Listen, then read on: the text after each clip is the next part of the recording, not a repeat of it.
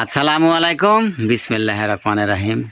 দর্শক, আজকেও আবার আসলাম একটি নতুন চীনা হাঁসের ভিডিও নিয়ে আপনাদেরকে দেখানোর জন্য, দুই চার কথা বলার জন্য।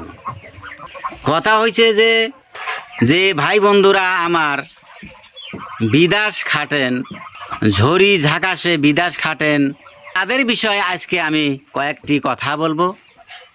কথা হইল যে বর্তমান এই যুগে হাজিরা করে টাকা জোগাড় করে আপনি যে একটা বড় সড়ো করে ঘর বানাবেন, বড় সড়ো করে একটা বিজনেসম্যান হবেন, এইটা অসম্ভব।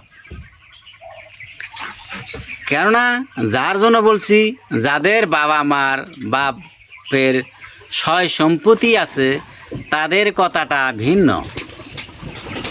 কেননা আমার আপনার যদি বাবার যদি সয় সম্পত্তি না থাকে, আপনারা হাজিরা কইরা যে আপনারা লাখপতি হবেন, এইটা একেবারে ভুল ধারণা।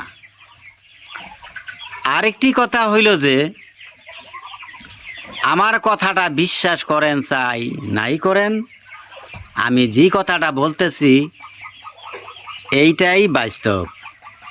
কেননা আপনারা যদি ছোটো মোটো আকারে একটা যে কোনো হাঁসের খামার হোক, ছাগলের খামার হোক, মুরগির খামার হোক, কবুতরের খামার হোক, আর কোয়েল বাট পাখির খামার হোক, এই ধরনের আপনারা যদি খামার করেন,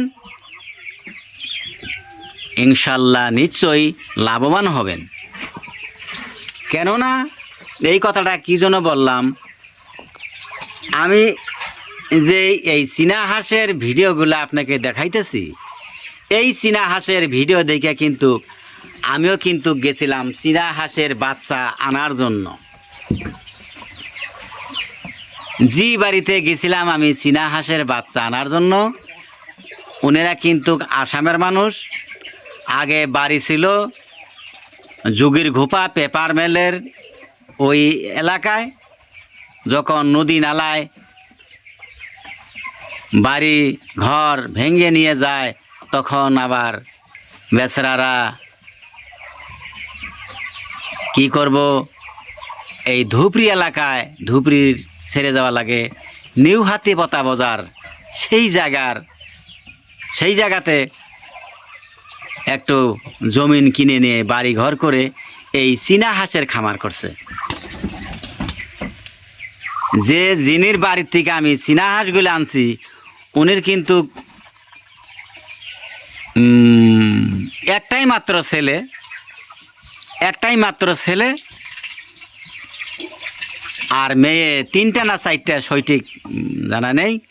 যাই হোক, হঠাৎ করে একজনের বাড়িতে যাওয়া সব জানা সম্ভব না। দেখেন, কথা হয়েছে যে উনিরা কিন্তু এই ধরনের চীনা হাঁসের খামার করে। চীনা হাঁসের খামার করে দেখেন, আল্লাহ যদি ভাগ্যে হয়, কর্মের দক্ষতা থাকে, তাহলে সব কিছু করা সম্ভব। মানুষে একটা কথা কইছে যে হিম্মতে রোজগার, বাহানায় মৌত। আপনি যদি হিম্মত করেন যে এইরকম পুষ মাঘ মাইসা জারের মধ্যে কেমন করে কাজ করব, হয়তো পারবো না, গড়সাহস করলেন, তাইলে আপনার দ্বারায় সম্ভব না। যার জন্য বলছে হিম্মতে রোজগার, হিম্মত করলে আপনাকে না ঠান্ডা দেখমু কি হয়। এই কথাটা বাহানায় মৌত। যে কোনো মানুষ যে মারা যায়, এটা জ্বর হইয়া, সাধারণ জ্বর, সর্দি জ্বর, ম্যালেরিয়া, টাইফয়েড, বিভিন্ন ধরনের বড় সড়ো বেমারে আক্রান্ত হয়ে মারা যায়। কিন্তু এইটা একটা উসুলা।